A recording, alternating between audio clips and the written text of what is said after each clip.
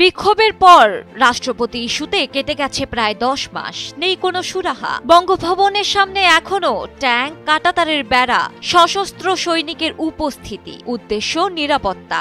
অনেকের মন্তব্য, দোষ করেছেন রাষ্ট্রপতি, অথচ সাজা ভোগ করছেন সাধারণ সৈনিকরা। সংশ্লিষ্টরা বলছেন, ছাত্র জনতার অভ্যুত্থানের শুরুতেই রাষ্ট্রপতি নিয়ে সঠিক সিদ্ধান্ত না নেওয়ায় এখনো এই ঝামেলা পোহাতে হচ্ছে। কেউ কেউ বলছেন, এই চলমান জুলাই মাসেই রাষ্ট্রপতি ইস্যুতে সমাধান আসতে পারে, যে কোনো মুহূর্তে রাষ্ট্রপতিকে উৎখাত করা হতে পারে।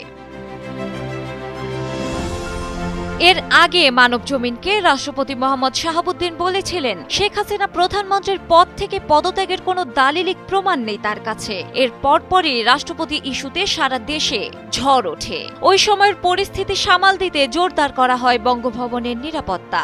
রাষ্ট্রপতি ইস্যুতে অনেক বিক্ষোভ সমাবেশও অনুষ্ঠিত হয়েছিল। গত বছরের 22 অক্টোবর রাষ্ট্রপতি পদত্যাগের দাবিতে ফেটে পড়ে বৈষম্য বিরোধী ছাত্র আন্দোলন। গণভবনে সোমবার জুলাই পুনর্জাগরণ অনুষ্ঠানমালা শীর্ষক প্রেস কনফারেন্সে দৈনিক সময়ের আলোর প্রতিবেদক উপদেষ্টাদের কাছে প্রশ্ন রাখেন, 10 মাস ধরে বঙ্গভবনের সামনে ট্যাঙ্ক, কাঁটাতারের বেড়া সহ যেসব নিরাপত্তা দেখা যাচ্ছে, তাতে কি দেশের ভাবমূর্তি ঠিক থাকছে? রাষ্ট্রপতি ইস্যু সমাধানের জন্য আমাদের কি রাজনৈতিক সরকারের জন্য অপেক্ষা করতে হবে? উপদেষ্টাদের কেউই এই প্রশ্নের জবাব না দিয়ে প্রধান উপদেষ্টার প্রেস সচিবকে জবাব দিতে বলেন। প্রেস সচিব বলেন, আজকে আমরা জুলাই পুনর্জাগরণ অনুষ্ঠানমালা সম্পর্কে জানাতে আপনাদের ডেকেছি।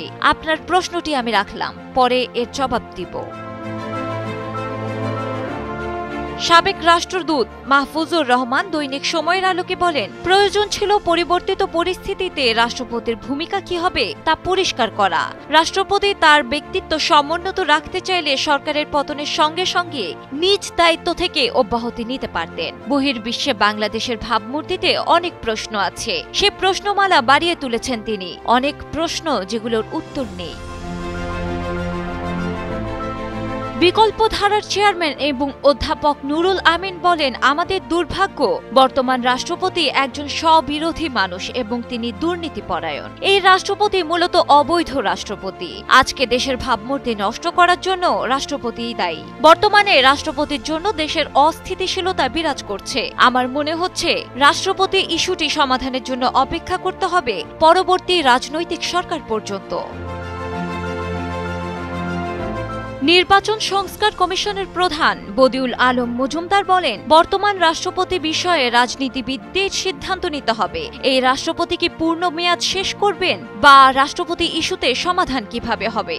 আমার মনে হয় বর্তমান রাষ্ট্রপতিকে নিয়ে যে বিতর্ক চলছে তার সমাধান চলমান জুলাই মাসেই আসতে পারে। এ বিষয়ে এনসিপির আহ্বায়ক নাহিদ ইসলাম, সদ্য সচিব আখতার হোসেন, উত্তরাঞ্চলের মুখ্য সংগঠক সার্জিস আলম এবং দক্ষিণের মুখ্য সংগঠক হাসনাত আব্দুল্লাহর সঙ্গে যোগাযোগ করে কোনো সাড়া পাওয়া যায়নি। তাদের হোয়াটসঅ্যাপে মেসেজ পাঠালে পাওয়া যায়নি কোনো জবাবও। ডেস্ক রিপোর্ট, সময়ের আলো।